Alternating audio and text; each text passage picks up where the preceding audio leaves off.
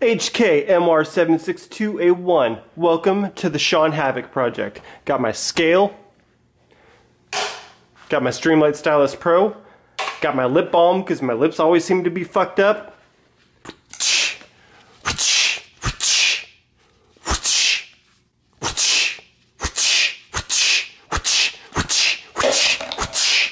Blistex fruit smoothies, bros. 0.25 ounces. Doesn't really fit my SAWC. Welcome to another GRV, this time featuring the awesome HKMR762A1 Sapper. Alright you guys, I'm fucking done. That was really all I could do. I'm so sorry. So sorry. Let's move this out of the way. You guys know that I have a dedicated can for this rifle now. You guys know that this rifle is kind of like my jam. I have to be honest with you, I went and shot it without you guys. And the reason I shot it without you guys is I didn't want to have to explain, like, why the fuck are you running that scope on... we'll stay in ounces. Why are you running that scope on that rifle? Well, because it was really honestly the best option that I had. The Vortex Razor HD2. Weighing in at 43.1 ounces. Let's change units to pounds. Grams. 2.94 pounds. This is a 3-pound scope. This is a huge chunk of glass, especially for running on top of an already 10-pound rifle. And on top of that, I didn't want to add more. Because I'm already running that can on that rifle. I will be the first to admit my eyes aren't the greatest. So I have the Vortex 1-6 on one of my scars, and it works great for hitting whatever I'm aiming at X amount of yards, but at the same time, at 100 yards on paper, I can't actually see my hits. So I was on the search for a dedicated 1-8 power to go on this rifle. So I basically just plugged in 1-8 power 34mm. I had no idea this scope even existed. Thank you guys for telling me, by the way. So the Trijicon RS27-C. I'm teasing you with it, just the tip, just the tip, just the tip. So I got this segment, oh shit. Okay, yep, that freaked me out. So the BDC, I was like, I don't want a BDC, especially not for 5.56 or 223. That's for the RS24, this is the RS27. So I am a big fan of Trijicon. If you haven't got that by now, you probably haven't been paying attention. The only other scopes that I will run are Vortex and Schmidt & Bender. I had the EOTech Voodoo and I had really great experience with it, but that scope is gone now. Brian owns that. So, standardized battery. Brian actually had a problem with his Voodoo, and he shot me a message and he was like, hey, scope's not turning on. I was like, so, under your turret cap, check here, it should be a 2032. In my opinion, and again, this is my opinion only, everything that is a button cell battery should be a 2032. 2032, thank you. Another example, behind this cap is a 2032. Same with pretty much every other scope or optic that I have that isn't a CR123. The one thing that really bugs me is the CR2s. Drives me absolutely freaking crazy because they're so damn close in size. It's like you could have just gone with the CR123. Could have done it and I don't have to buy an extra, but anyways, getting way off topic here. Yep, we have nothing in there.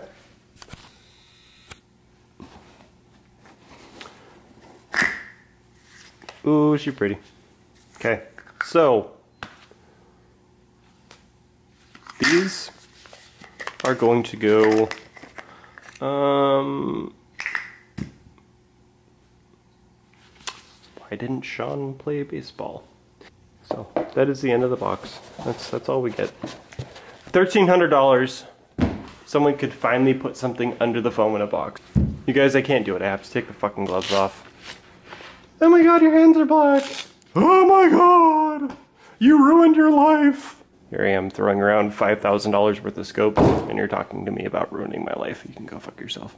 So I'm seeing a spot for a quick throw lever, however, I didn't see one in the box. It would have been nice if they would have included it, but such is life.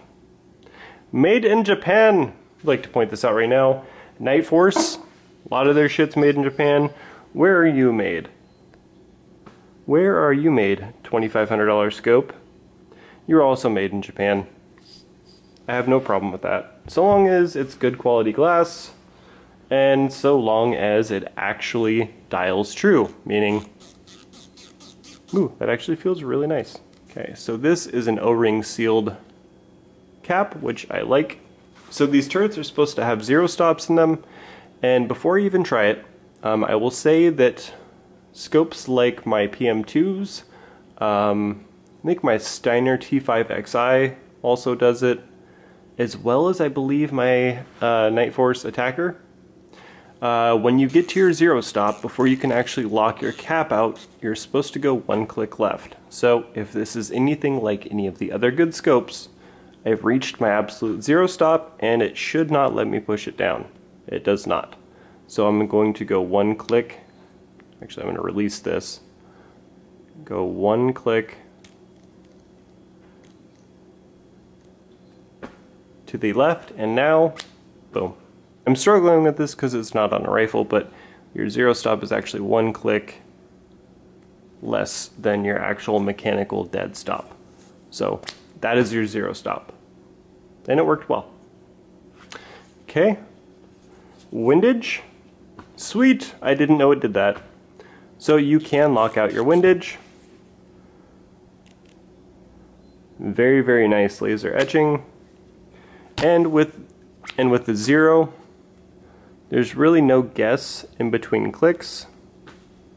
That's not 0. That's not 0. That is 0. And poof. And they're locked. This one, sweet. Feeling tons of resistance.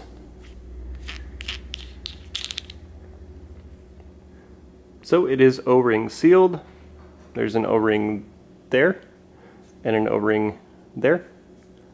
And it is waterproof, which is really nice. So you have to kind of push this cap past that first O-ring on the center dimple of the cap. And I can feel that O-ring squishing. And this, just like any other not hard coat anodized finish, is going to turn white, which is no big deal. So really quick, let's see again what this weighed in at. 2.945 pounds. And a 34 millimeter 1 to 8 power, true 1 to 8 power. 1.58 pounds. That is a heavy piece of glass. However, it is 34 millimeters, and I'm totally okay with that.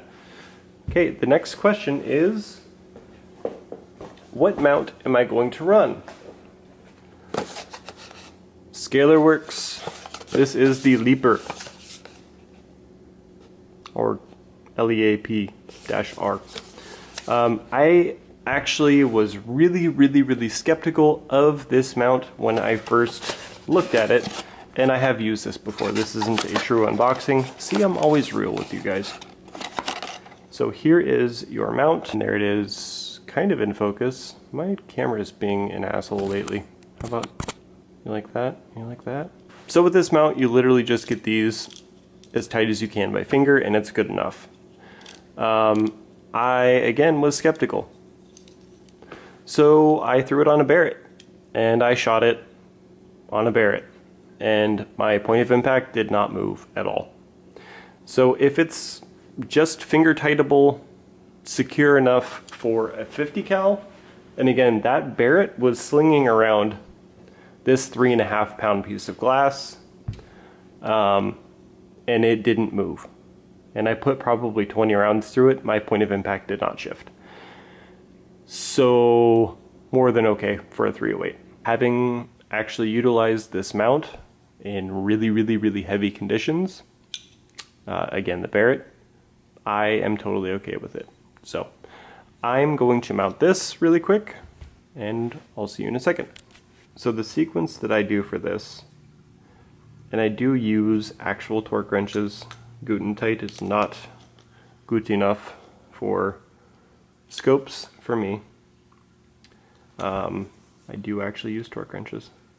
So as I'm wobbling this back and forth, I can feel where it's hitting center. So I'm going to just snug this down to hold everything in place and do one in the back. Okay. Now I'm going to break this loose, and we're going to watch, zoom in.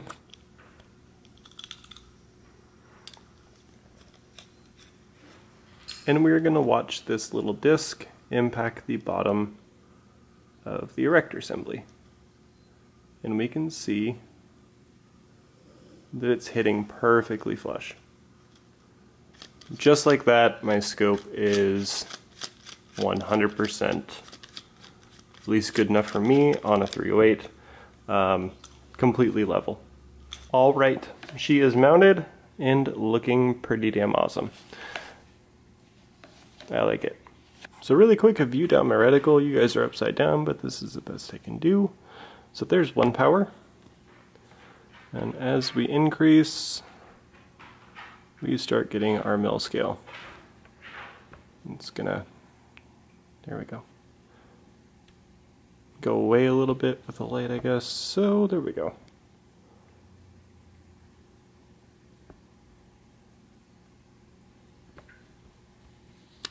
I like it a lot. So overall, I'm pretty damn pleased with it. It's really similar to the EOTech Voodoo in the fact that it goes from essentially being a red dot to an actual graduated mill scale. It is sitting a little bit far forward, but with my length of pole with this all the way collapsed, my eye relief was perfect at 1 power where it is. So shouldering it, I'm immediately where I need to be. And then I would say probably halfway extended, which is where I would want to be anyways, because chances are if I'm shooting this defensively, I'm going to be scrunched up. My eye relief is perfect on 8 power. So overall, I would say it has a relatively generous eye box. I would say 4 to 6 inches or so. It's much better than the Vortex. And if you were to ask me, again, having not shot this yet, that could be subject to change. I would say that it's probably a much better value than the Razor, but again, let me get some rounds down it. So I'm actually probably going to go shoot this right now to get it zeroed, and I will annotate in the description bar how well it did, or the title will probably reflect how I feel about it, and I will let you guys know from there. So anyways, shy of a sling and my Geisley M-Lock handguard, this rifle is done. I'm really excited. See you guys in the next one.